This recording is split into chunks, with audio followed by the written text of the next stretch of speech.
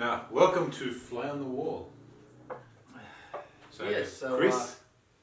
I'm Michael, Yeah. and this is Fly on the Wall. We just came up with this name randomly today.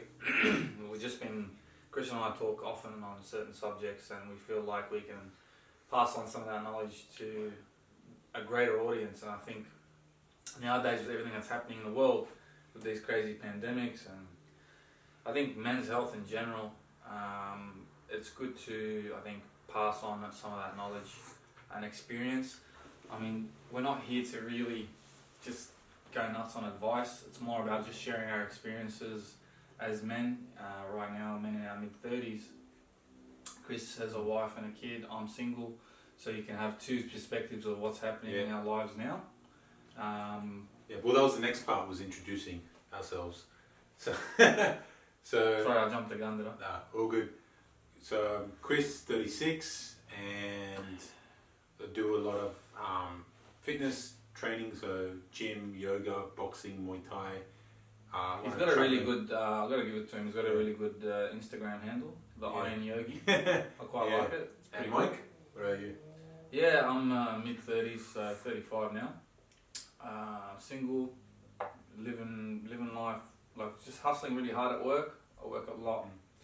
I'm in the finance game, so just a lot of people see the fruits of success, but a lot of people don't see the hustle. And right now, I'm just really busy in the hustle stage, and I think now is a time that I can share some of those experiences I've had outside that hustle, because it's something that I've done. Started hustling in the last sort of 6 months. I've really gone hard at. Prior to that, I did take a year off work traveling. And Chris and I have shared so many stories about travel, and we thought that we'd share with you guys as well. Yeah, so that's our first topic. So we got a range of topics today. Oh, and I go to the gym every now and again. But our first one is traveling, and for Mike, I'd say then, like, what got you into it? Like a year, what does it say? Travel? A year ago? So yeah, it was 2018, so it's 2020 now. What happened was, basically, I planned to go 3 weeks to South America. Yeah. Obviously, we're in Australia, right? So it's 20 hours worth of flying to get there. And for those that don't know, we get 4 weeks off a year for work, annual leave. And I was going to take 3 weeks because I only had 3 weeks worth. And then by the time I did the maths, did the time frames and that, I think it was like $4,000 just in flights. Getting there, flying from, say, Brazil to Uruguay to Argentina, back to Brazil, and then back to... So you went to Brazil.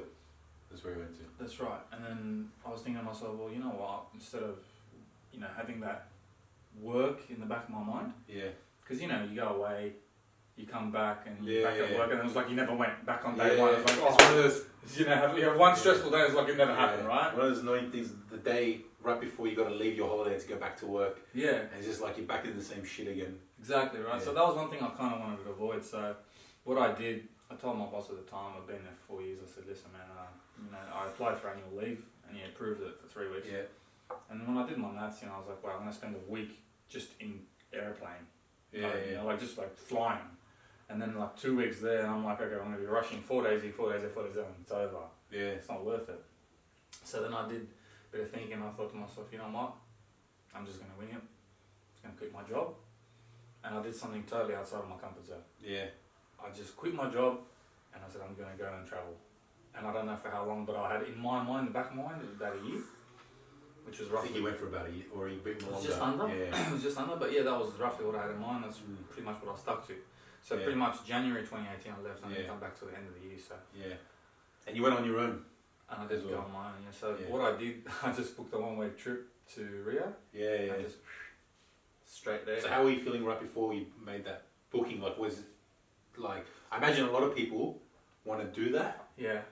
But they don't go through with it, or they talk every time they have probably a shit day or a shit day at work, and they're probably like, oh fuck this, I'm just gonna quit my job, book a one-way ticket. But you made the plunge. I did. So I think a lot of the reason behind that was because I had procrastinated so much in the past, and this was just one of those times where I said, you know what, it's not something that I want to talk about anymore. I'm gonna do it. Yeah. And when I was abroad as well, I noticed I started to do things a lot more instead of just talking about them. Yeah. And that was one of the things that helped me, become who I am today. And that is more of a doer than a procrastinator. Yeah. I mean, we all procrastinate from time to time. Like, we can't just do everything that we think about. Let's face it. Let's face facts. But it's good to have that, in the back end. Yeah, I find traveling to be one of those things that really they open your eyes to everything. I mean, me and Mike, we've gone. I think the first time me and you travelled together was 2010. We did Thailand, Vietnam, and Hong Kong. Yeah, good times. And they were fucking awesome. As you can see, guys, smiles on both our faces. Like 20, 25, 26 or something like that. And even the Vietnam portion, we hadn't planned. Like, I remember I bought the visas online, and I only found out we got granted it 2 days before we travelled there. Yeah. So once I found out we had got granted the Vietnam visa, because I said if we don't get them, let's just go somewhere else. But we got them, then bam, we booked the plane and went to Vietnam. And that was travelling with friends, and it's bloody awesome. And I find it weird, there are some people out there that actually, you don't know what you're missing out on unless you do it. But yeah, that's the first time me and Mike, we travelled together. So I get what he's saying. And then I've travelled alone as well, quite a bit. 2013, 14, 15. 2013 I did Asia on my own. Then 14 and 15 I both did Europe on my own. And it puts you completely outside of your comfort zone. Like when you go on your own, you can't be lazy. You have a shit time if you're lazy, so you're forced to go and do things. And it's not a hassle to do, it's actually fun because you go and meet people. You don't know how the day is going to end up. That's one of the things I love about traveling on my own, is that you wake up on a Monday and you don't know how your Monday is going to end. You could run into so many different people. You could run into someone in your hostel and they're like, oh, let's go do this. And you're like, yeah, fuck it, let's just go. And that's one of the awesome things. And I feel like if you haven't traveled on your own, you're missing out on a lot. And that's one of the things that I think that you just touched on a really good point. So you just mentioned hostels. Yeah, you did a lot of hostels. Only hostels. Yeah, basically. One of the big things that's traveling on your own is hostels. So one of the things that I did was when I travelled there initially, I'd never been to a hostel in my life. Yeah. And the perception that I had about hostels was like these horror stories. These grubby, people throwing up all over you. Yeah, grubby, ugly, block toilets and block showers and shit. Places that were just horrible. People vomiting everywhere, shitting everywhere, like walls that were all black and grey. But I honestly, when I went to South America, I saw some of the best hostels in the world, and in Australia, money was $20 a night. So how would you some of the best hostels I stayed at $20 a night. How good's that? So knowing what you know now, right? So this is like to people who are thinking of doing it as well. Choice between a hostel and the hotel. Would you go, if you were to go back, you'd still do the hostel? Hostel, 100%. 100%. So what was so good about the hostel? So initially, before I started, the reason I went into hostels is twofold. Obviously, first of all, the most important factor, which is money. Yeah. Because at $100 a night minimum, my money would have run out really quickly. If I did $100 a night, even though pretty much money wasn't a big issue because I had so much saved.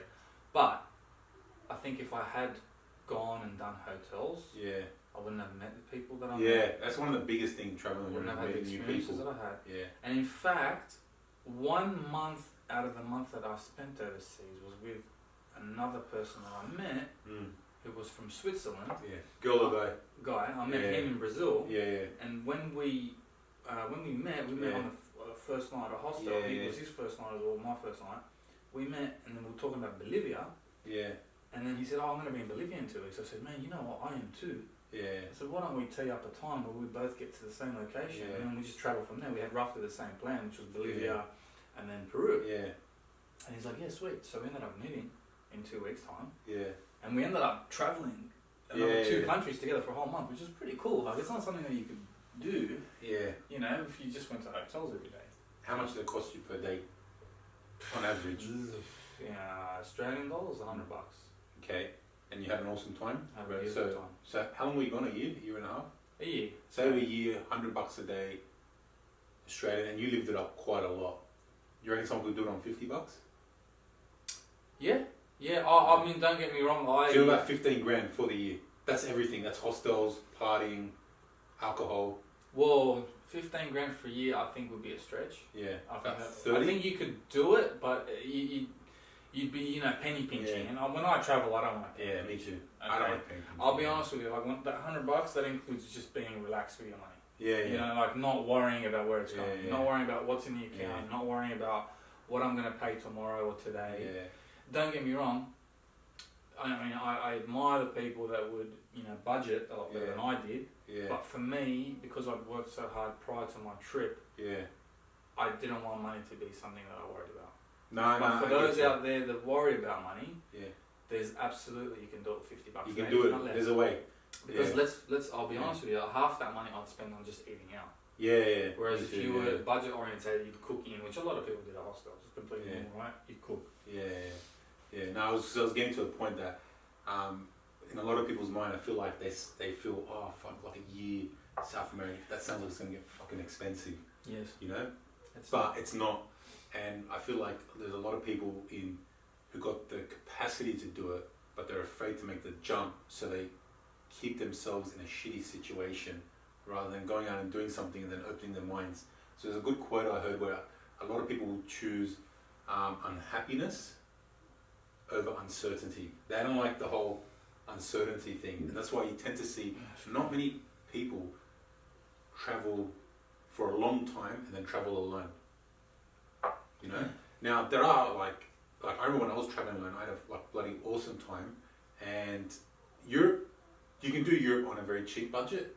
I'm kind of like you. I like to be very relaxed when I traveled, not relaxed in my environment, but like relaxed with money. So I tend to save up quite a bit before I travel. But what I found is that the whole uncertainty thing is that traveling on your own gives you that. Now there's those drawbacks as well. Don't get me wrong. It's not for me personally, awesome time traveling on my own. Some of the drawbacks, I saw some fucking amazing things. Like I went to Iceland and Italy and Finland, and I did St. Petersburg.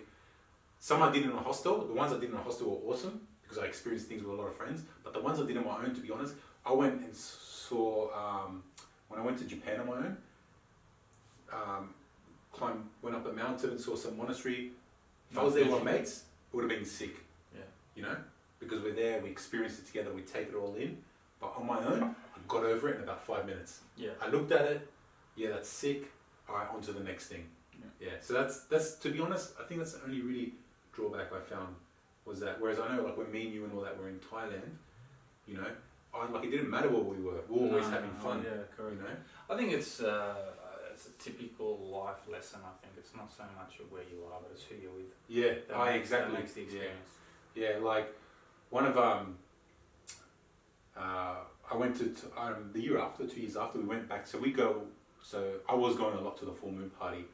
If you happen to go to the Magic Mountain and get some mushroom shakes into you. 2 years later, I went with 4 of my mates. I don't know if you've ever met them. Johnny and Fardad and Sabir and stuff like that. Yeah. And that was fun. That was cool. That was fun. But man, sometimes my mate Fardad, fucking hell. Like this guy. Watching Friday, sorry, bro. Yeah, sorry, bro. This guy did not fucking like walking anywhere. And you know me, I like exploring. It's a typical like city walking slicker from Australia. Doesn't want to walk, just wants to drive everywhere. Yeah, but no, he had a bad knee, so that's look. I can sort of, I can kind of understand where he's coming from, because the other day I took a trip to, and I say took a trip, I literally take a trip because we're in Western Sydney, we're about 30 k's outside the CBD, so. Driving more than 10, 15 k's is pretty much a trip. And the other day I took a trip to the city, right? And I parked somewhere, and I remember walking for 10 minutes, and I'm thinking to myself, shit, I haven't walked 10 minutes to anywhere in the last 6 months. Yeah. Because we're so used to being really close. Like our shopping centres, everything's like really close to each other. You go to a shopping centre, there's 100 shopping stalls there. You park on the ground, and then away you go. Everything's on site. But I think I can understand where your mate was coming from. But what were you saying about that? Like, was it something that you overcame with him though? Like, or was it something he just dealt with because it was just a bit of... No, it's just bring up the point that it's, we had an awesome time, but like for example, because of the walking things, sometimes he wouldn't come out with us. Yeah. You know what I mean? Yeah. But I think that's the other thing when you're with a whole bunch of people, trying to keep everyone happy. Yeah. That's why outside. That's why I like, but that is true. Sometimes, like, that's a good thing about traveling. You can just do what you want, when you want, how you want it. You don't need to negotiate with anyone. If you're at a hostel, they're like, we're doing that, you want to come? Yeah, I do. No, I don't. Whatever. Yeah. You know, but when you're with a group of friends, sometimes you end up just doing because it's already been organised. Maybe you don't want to do it, but all the boys are doing it, so you just go along. And that's the thing I think with travelling as well. Like, you can do things on your own, as you say. Yeah. And you can become and do the typical tourist things, you know, that you do in that area. Like if you're in Barcelona, you go see the Sagrada Familia, you go see Gaudi's architecture, you know, Parc Güell, all those things. And I think that you can also do all the things that you can do, I guess, set up some of from the hostel, and, you know, because the hostel set up some nights to entertain you, right? So they have like sangria night, or you know, a pub crawl night, or, you know, club crawl, whatever it may be. And I think that's cool to sort of, you know, get away from the whole touristy segment, and then just have some fun as well. Obviously, when you're traveling, you don't want to be, you know, absolutely shit-faced every day. No. As much as I know all the, you know, British backpackers, they're renowned for that. They just love to get a drink. I know I can't say much more from the Aussies, I guess. We've pretty much got that reputation as well. But I think when we travel, we like to have a bit of a mix. And I think it's good to have that when you're travelling as well. Yeah. So, just going on our next topic. So we touched on it, outside your comfort zone. Yeah. So what have you done? That's like lately, Lately? last couple of years. So travelling was one of them. Yeah. It could be like, what did you do in your travel? I'll give you an example today. Yeah. Like, I was in the shopping centre. I was just doing some grocery shopping, and I always go down like the same aisles, buy the same stuff. And then today I just saw something random that I'd never touch. Yeah. And it was just like a jar. Yeah. And inside it was herring and onions. I'm like, a herring? I just imagine like a Fish salty, onions, fishy anchovy type. And I mean, you know what? If I don't try it, I remember trying it years ago in the Netherlands, and it was a Dutch company, funnily enough, that makes this product. But I'm gonna try it. And then next to it was these chopped up octopus tentacles in brine or something like that. And I thought, you know what? I never tried that either. I'm gonna try it today. And I think, you know, having tried them now, I can sort of say, okay, well, the octopus tentacle was not the juiciest. It was a little bit chewy and a bit dry, but it was nice. Like, it had a nice taste. And the herring was extremely salty, but I did enjoy it. Like, it wouldn't be something that I'd buy all the time, but no, I would probably, you know, if I found someone with a similar palate, I could recommend it. I could also have, you know, cast on my experience and say, you know what, it wasn't the best, but it's a story. You could add a bit of spice to the story and tell someone almost vomited from eating this bloody can of or jar of herring or something like that. But it's just a life experience. If you don't do and try, you won't learn and know. Yeah. So there's this good I can't remember what her name is, but she came out with a book. I think it's called 100 Lunches. I don't know if you heard of it. No. Where she made a commitment to have a lunch with a different person every week, someone she absolutely doesn't know, and then they just share stories. Really? Yeah, like a work lunch. So it was a way of networking. That's pretty cool. Yeah, it is. It's a very good idea. Yeah, it is. So I think it's like, it's called 100 Lunches with, I can't remember what the name is, but that was something she was doing, and that gets her out of her comfort zone. And she was saying that she met all these people from all walks of life and hearing everyone's different story. Now a question came to her saying, you know, like if I wanted to do that, have lunch with someone, but you know, what do I do? I just feel like I don't have much to say and talk about. And then she talks about getting out of your comfort zone. Well, that means that you need to be doing different things. Can you imagine if you do the same shit every day? Like you'd run out of stuff to engage with. Whereas what she was saying is that, you know, try things different, try things that scare you on the weekends. It can be even as simple as taking a different, start off small, taking a different route when you're driving, because it opens your mind to things. You start to see different things. You might see a different shop. I do that when I'm driving. Hypothetically, you might see a different shop and there's a person there that you've never seen before. You might think, oh, that person's pretty cool. I'm going to go and talk to them. That could even end up happening. It's like that butterfly ripple effect or whatever, you know. But so yeah, she was talking about just doing a lot of things that kind of scare you. And I know for me, for me personally, what it was, some of the stuff that I've done has been like getting into back into boxing and Muay Thai, for example. I hadn't done it in like 5-6 years. Gotten back into it. Traveling on my own, like the first time I traveled on my own was one of it. Trying different foods as well. A lot of times when I went to, I usually get for example, I usually get a steak. Yeah, I usually get a steak and salad. But when I went traveling, I was like, give me the menu, show me a lot of I chose all different things. And what that did is that when I stayed at the hostels and I engaged with people and I talked to people, I had so much to say, so much to talk about. Yeah. And stuff like that, yeah. Yeah, instead of just eating the normal mundane stuff that you eat every day. Yeah, and it's like, even things like, I don't feel like going out, just go out. You know what I mean? Sometimes what I've found is, growing up, the days when I never felt like going out, but then I went out, I had some of the best nights of my life. You know? So you can look at it two ways. If you don't go out, or you don't do something, you know exactly how your day is going to end up. You know? Yeah. Whereas, if you go do something different, you don't know what's going to end up happening at the end of the night. Yeah. Yeah, it's so true. I think some of the best nights I've had in my life have been from times where I haven't planned. Yeah. It's been spontaneous. Yeah. I think when things are spontaneous, Yeah, it's it's a the lot best. more natural, a lot more organic. And that's what I noticed when I was on that trip.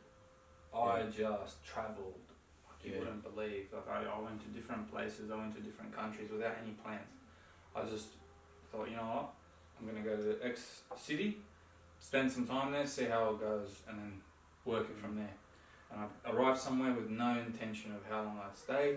Yeah. Just I knew I was there, and I was completely present. I absorbed the city, the food, the culture, the people, the language. I would absorb it fully. Yeah. And that's what I found was really good about, having that year off. Now, I know that not everyone has the luxury of doing that, but I guess what I'm trying to get at is get out there and just try different things. They can try it within their own town though, within their own city, like absolutely, traveling. Absolutely. Like, we live in Sydney. There's probably like, I don't know, thousands of restaurants in Sydney. And I could say, without exaggerating, I don't think I've been to more than 20, so 30. I'll ask you this though, do you think, right, because I'm in a relationship and I can kind of see what happens to a lot of people in relationships, do you think a lot of people in relationships lose that I don't even know how to pronounce the word, Spontaneity. Yeah, when they travel? Like, I think if it's an inherent characteristic that you possess, yeah, that I agree. you genuinely want to travel, Yeah. I don't think it'll be affected.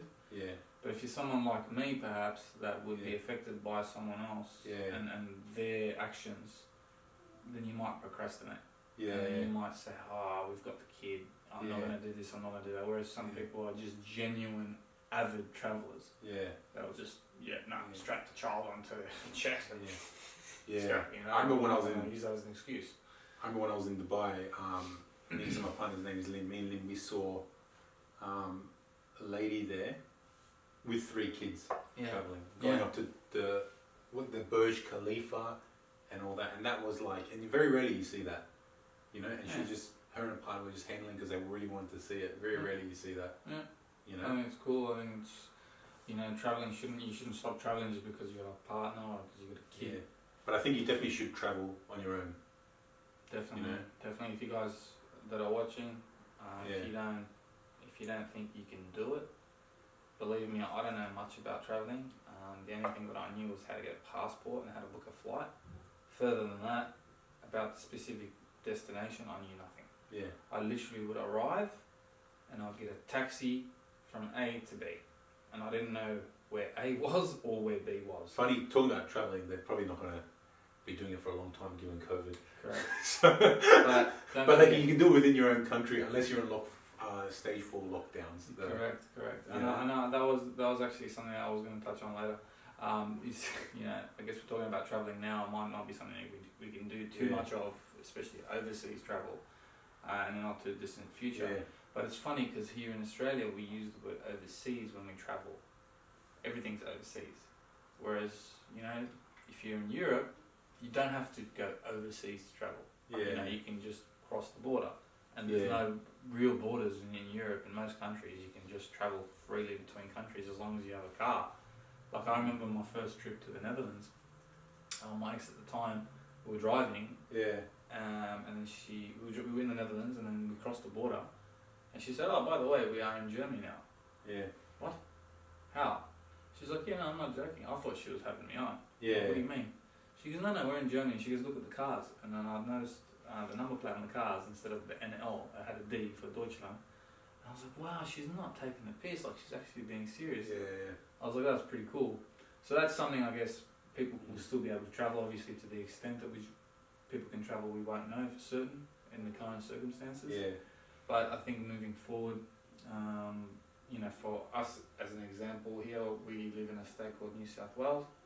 We can travel freely within that state, and I think that, you know, there's a lot to do. There is absolutely a lot to do. New South Wales is massive for the people watching overseas. Australia is huge. New South Wales is bigger than most countries as a state. So I think it's good just to get out there and have a go. I think that's what we're really sort of focusing on today, is getting out of that comfort zone. And not so much just your comfort zone. I mean, you can still do something within your comfort zone, but it might be something that you haven't done routinely. Just getting out of that normal routine. Yeah, you don't want to get into I think routine is I think it's a killer. I think it's a killer of happiness. I would use the word killer. I would say I think it's the routine. Murderer of happiness, and I think so many other things, man. It kills personality, it kills character. It does so much. And if you look at a lot of people, and we've had this discussion so many times, and regardless of what we talk about, we always touch on this. People that are in relationships, for example, are the biggest victims of that. Of routine, massive. They get comfortable in that relationship. They kick comfortability is the one thing you don't want to get into. Hey, look, I was married before. I know what it's like, right? You meet that person, they become your world. You you do everything that revolves around that person, and you forget about yourself. Yeah. You become that person. Which you don't mean to do that, but it just for a lot of people happens naturally. So for me, I've got not a theory, but perspective on that whole thing. That person becomes your world. Yeah. That to me is the red flag. Do you know what I mean? Because I've had that happen to me when I was 19, you know, and I've seen it happen to a lot of people, and it's always a big fucking mistake. And I was just talking to my partner about it before, and I feel like what happens is that, so there's this thing called, I can't remember where I heard it, I don't know if you've heard it, regression to the mean. You ever heard of it? So it's normalizing. I can sort of understand what it means, but things normalize. The honeymoon period. So you got a relationship, you got a honeymoon period, and you're all happy. Oh, this person's my world. But soon after, things start to normalize. Yeah. Now what happens is that when you make that person your world and things start to normalize, right? I feel like a lot of people then let go of the things that they used to do that made them happy, right? Now they're focusing on this one person, and now that they've normalized and things are just back to normal, you get into a place of a lot of comfort, you know, where like you get to a place with a lot of comfort, and you start to slowly let go of who you are. So, you know? Based on your previous experience from the original relationship to now, what have you done differently so that you don't suffer the same fate? Yeah. What are some examples? Yeah, so to me the whole, first of all, she was my world perspective is a red flag. And because if that comes crashing down, you go crashing down with it. Yeah. For example. So, and I was talking to my partner before, was that you should be like your world first of all. Like, I'm not you know, that whole self-love crap and all that stuff, but it is true in the end, right? 100% you should be your world, you know what I mean? Until you have your shit together and you got things that you're doing that you love, you know, you shouldn't even think about a relationship. Yeah, so you shouldn't rely on someone to bring that to you until you're fucking 100% happy. I completely agree. And so what I did was, like, I had things that I loved doing before I met Lynn. Like, you know, I had my traveling, I had my training, I had like my my Muay Thai, my boxing, I had my gym. Those three were non-negotiable for me. No matter who comes into my life, those three are non-negotiable. Absolutely. And then and if the right person comes into your life, they should add to it. They can accept those things. Yeah. Because there's nothing wrong with those things for the moment. And some people are like, oh, but you can't. What if you meet someone that's great and they don't accept that? Well, then that person's not for you. Yeah, exactly. Do you know what I mean? Because what's going to happen is that if you give up those things, I guarantee you 10 years down the track, you'll be like, what the fuck happened to me? Yeah. I used to be this, now look at me. Look, I went through something like that. So what happened with me was, I got comfortable, extremely comfortable to the point where I never went to the gym, and I was an avid gym goer. Again, I made this person my whole life, and my life suffered because I lost my drive. I lost that love for the gym that I had before, and it was only until that we actually broke up. Yeah. That I went back to the gym. You were a big part of it because you got me back into it.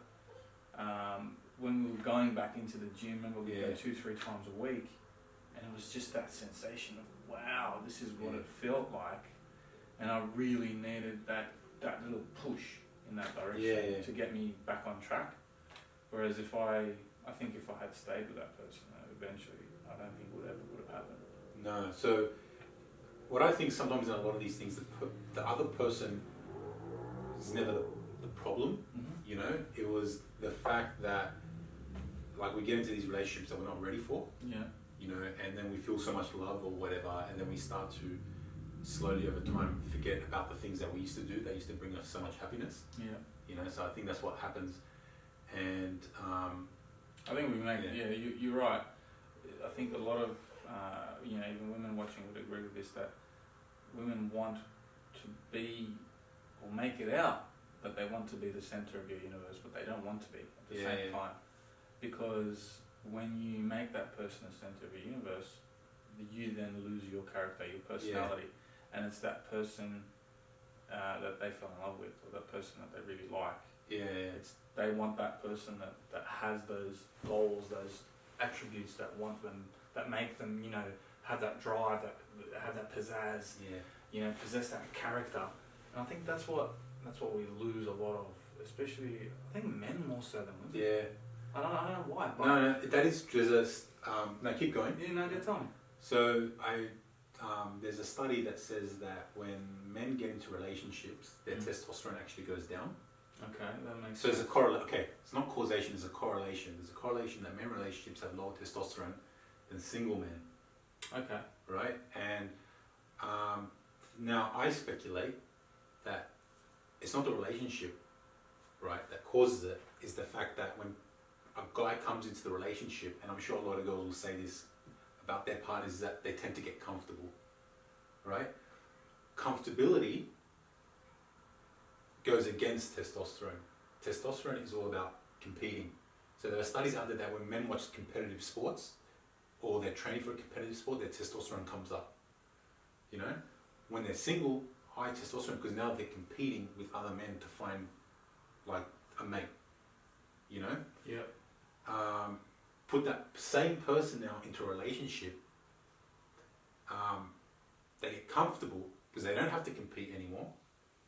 So I guess the signaling there is that, well, I don't need this much testosterone, so it tends to come down. Yeah. But I think also on top of that, what happens, and it's a compounding effect, is that the comfortability causes bad eating habits, weight gain, which now start to affect your testosterone even more. Laziness, that not having that drive. So there's obviously a flow-on effect. Yeah. And then it eventually ventures into, a lot of other things like the person's sex life and stuff like that. Because again, studies show that the more you have sex, that increases your testosterone as well, shortly afterwards. But the main study is that single men have higher testosterone than men in relationships, because that competing factor is now taken out. And that comes back to comfortability. Yeah. So I feel like, from what I've seen, a lot of guys do get very comfortable in relationships, the stuff that they used to do to get the girl, they don't do it anymore. Not as much. Now, I don't know whether it's the fact that they did it at the start to get them and it was never who they are. Yeah. You know? So you can't really keep that act going on. It's hard to keep that act going on. Yeah. Like, the way I look at it is at the start, everyone's on their best behavior. Yeah, yeah. First 3-6 months, everyone's on their best behavior. You know? It's either that or it could be that, including the fact that you do simply get comfortable in your relationship because the security now is there. Yeah. You know? And I feel like that comfortability causes routine. So we're talking about the whole routine's the biggest killer, and you see a lot of relationship. Comfortability, I feel like, causes a lot of routine, Yeah. which then takes the happiness out. Now, keep in mind, both people in a relationship, they both want to be happy, right? But when you get the routine set in, it's very hard to get out of. Yeah, I think that you know, a man should have a mission, you know, and I think it's that when he makes that mission the woman, he then loses himself in that woman. Yeah. And I think that's what a lot of guys suffer from. Yeah. Works both ways as well. Yeah, I totally agree. Should have her own thing going. Look, I can only speak from my own experience as a man. Sorry, I didn't mean to interrupt. Keep going. No, it's not. Yeah. So I mean, look, I guess it's good to have a mission. Yeah. And I think that you know, women like men that are driven, men that have a goal, men that have purpose, direction. Yeah. So if all of a sudden you have all these things and then you're in a relationship with this person and you lose some of these traits because you make her your mission, what generally happens is, as we just spoke about, you fall into a routine, you get comfortable, all that jazz. And at the end of the day, you lose yourself in that person. Yeah. And I think that's where the word mission is very important. You need to have a mission. You need to have set goals in life. You need to know where you're going. And I think as men, we're losing that. We're losing that purpose. Maybe not just as men, maybe as a society, we're losing that. You know, like, I remember when I was half of the age that I am now, talking to men that were older than me. They would tell me about how they used to go out and then they used to ask a woman to dance, you know, take her out to the movies, be gentlemen. Whereas now we're caught up in this age where it's all about being a sensitive new age guy, but then you're also losing... Snag. Yeah, right? Fucking worst acronym in the fucking world, but anyway. At least it's not snog. For the Brits who are watching the snog, they know what snog means. But I guess that, you know, when you're a sensitive new age guy, I think you tend to lose a bit of your manhood. Let's be honest, like, because you're down tuning your manhood to become sensitive. Because men, I guess there are a lot of people who disagree with that comment. 100%. 100% they will. And this is an open forum, and anyone's welcome to comment and let me know what their thoughts are, because I can only speak from my personal experience, and that's what this is about. This is a forum to open up conversation. So I think that when you become oversensitive, like I agree with that. I know what you're about to say. Don't forget, there is a place for every man to be sensitive. Yeah. I'm not going out into the world now and telling every man to not be sensitive. I'm not doing that. Because I'm pretty sensitive myself. But I think what it is that, you know, you watch all these movies and you hear stories about women and all the bullshit that they go through. You only hear the bad stuff because, you know, when you talk back radio, you know, women call in with problems. They don't call in with the good stuff. So you've constantly fed all this bad crap, all these negative thoughts into your mind, and then you start to tune away from all the bad stuff, and you think, all right, well, this is what I've got to do to avoid this. And then you become oversensitive in that instance, and women don't like that either. And then you're like, fuck, what do I got to do here? I'm being sensitive. No, you're being too nice, I guess. And women, let's face it, there are women that like that, but in general, women want someone who's assertive, not aggressive, but also not passive, but assertive, stands his ground, a man that can, you know, do what a man does. And I think that's what attracts women to What do men. you think that is about? What? Why do you think that attracts them? Because I think it's the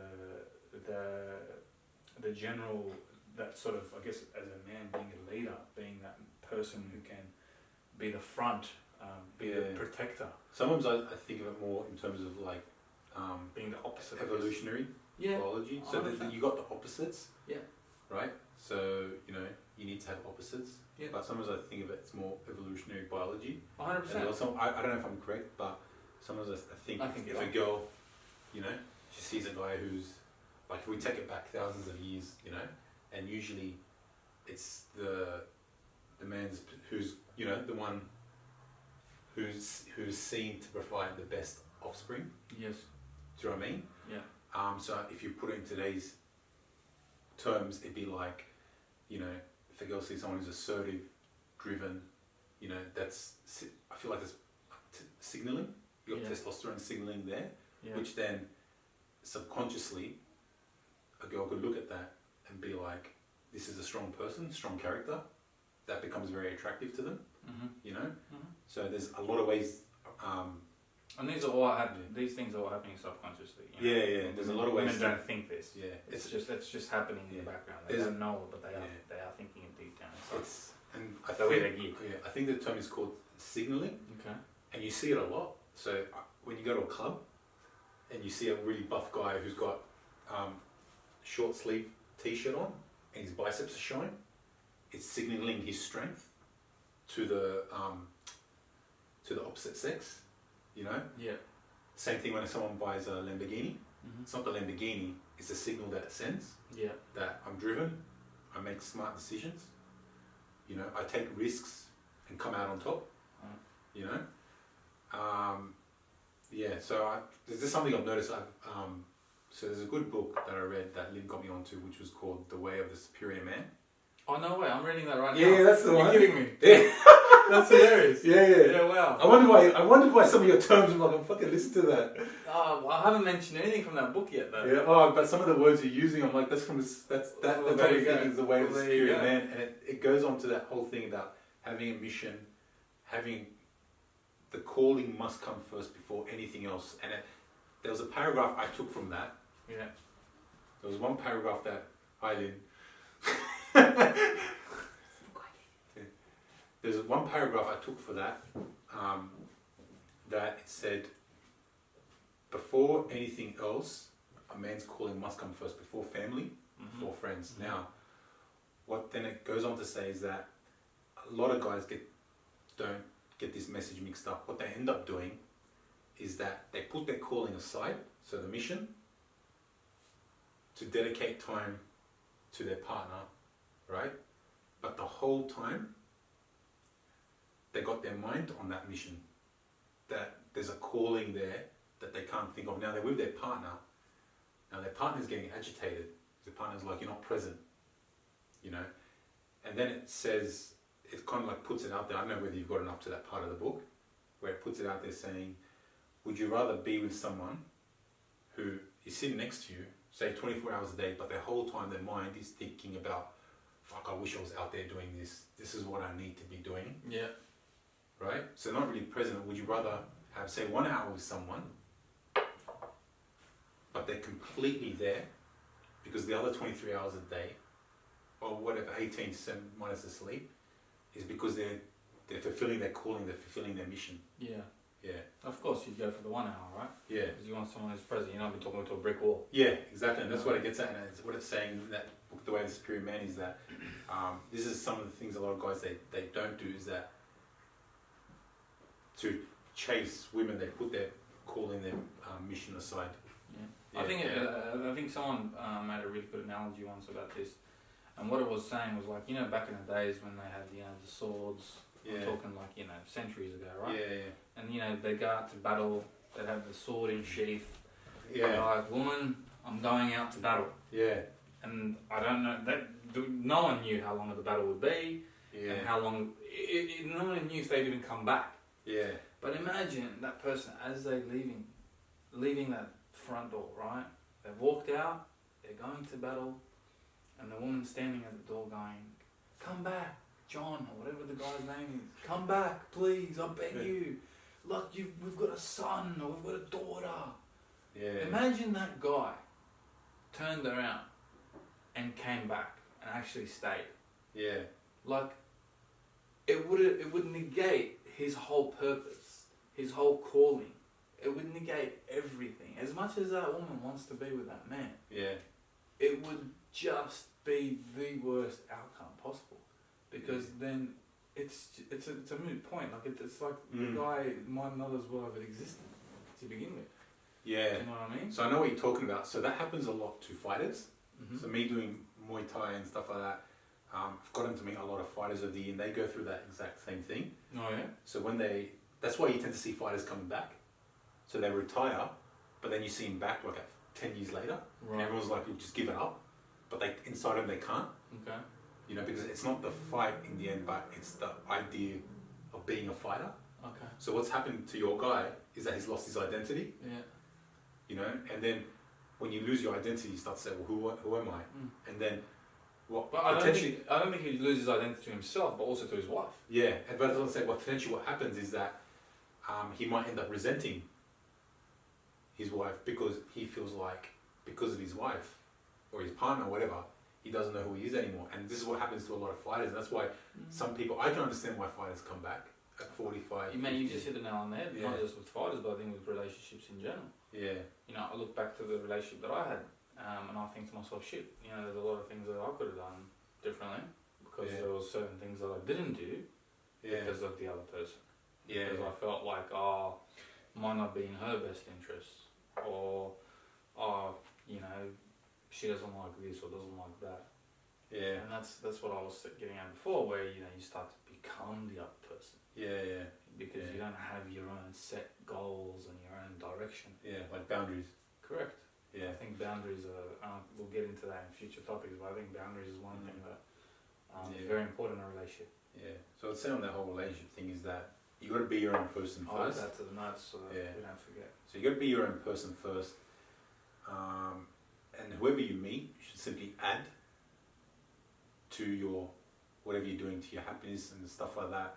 And, you know, not you becoming dependent on them, you know, to give you happiness, love, whatever. You should completely love yourself first and already have things set up. And that's what, with me and Lynn, that's why we got together as well, because we're both doing our own thing and we loved it. We came together and we never, not once, took each other away from doing our own thing. Like she said to me, she turned to me, so she teaches yoga.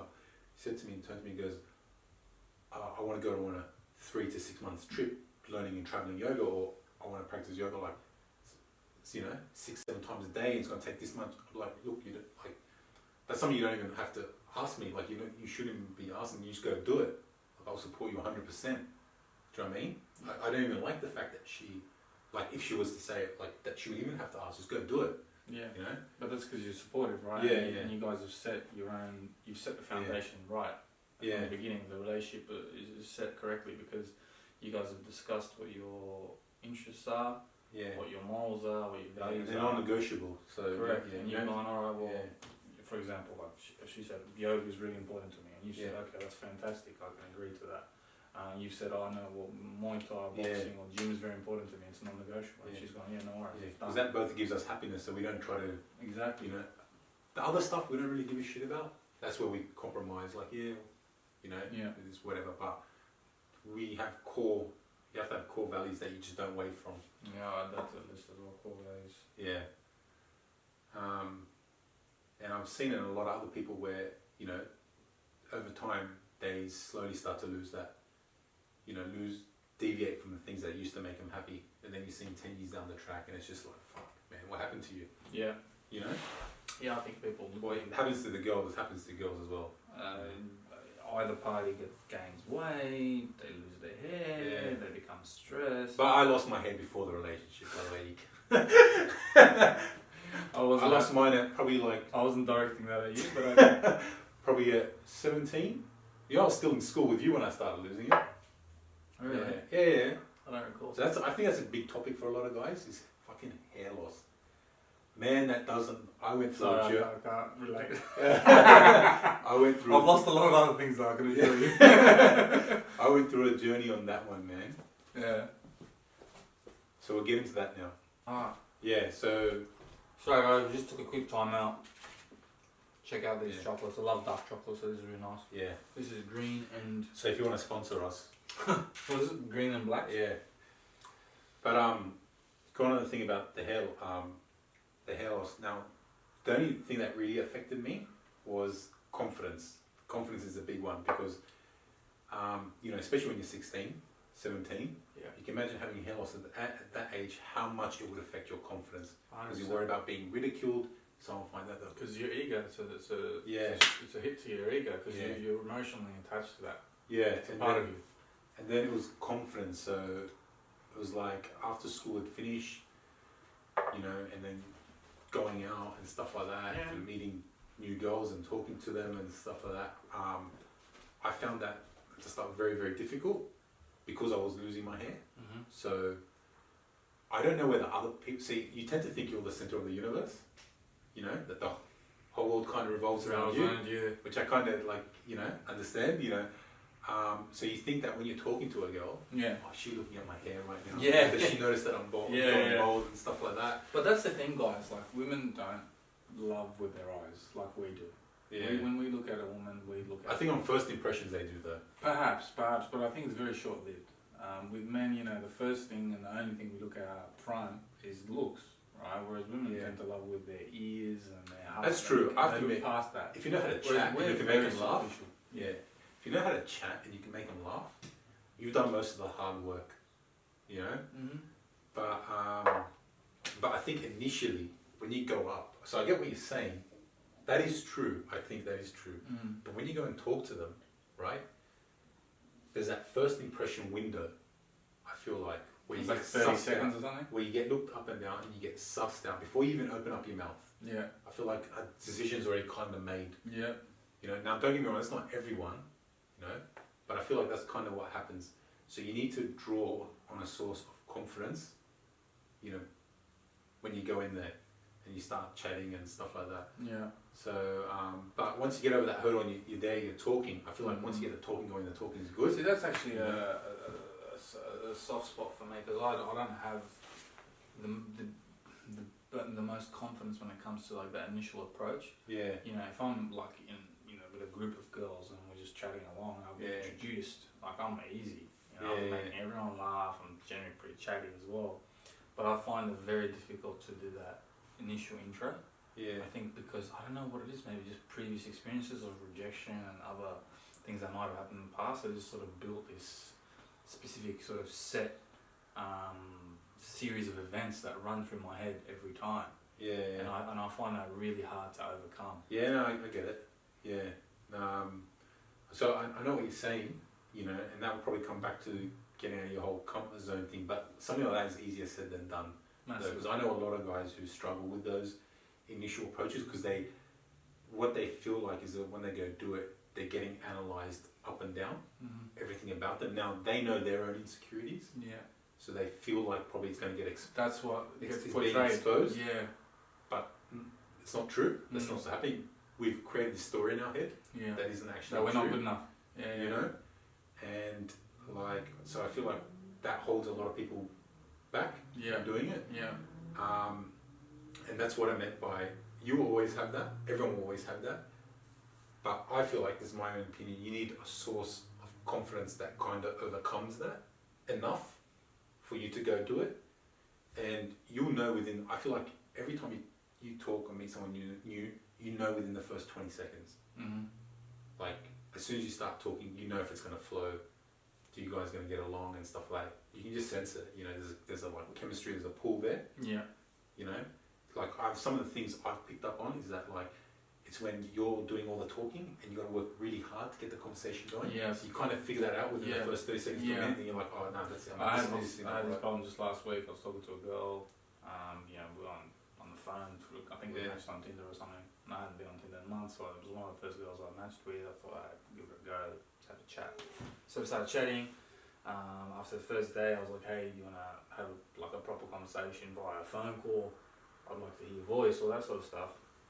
And you're absolutely right. I mean, I spent, you know, a good 20 minutes, and I think you shouldn't spend more than 5 minutes on the phone. You should be pretty flirty and chatty, but Yeah. it took me 20 minutes because I kept on going, okay, maybe it's going to get better, maybe it's going to get better, but I feel like I was... That sounds bloody painful. It was getting to a stage I was like, yeah, you know what, I hate phone I'm happy conversations. to invest a bit more time, but I just, my gut, and I think after, from previous, so I cast on previous experience, I was like, nah, it's not going to work.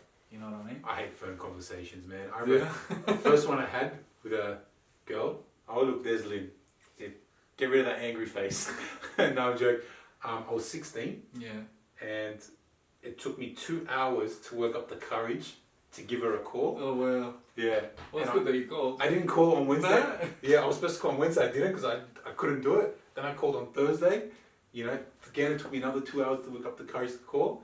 And I only talked to her for like 10 minutes and I was just like, yeah, I gotta go. Bye. That's alright. I don't like phone.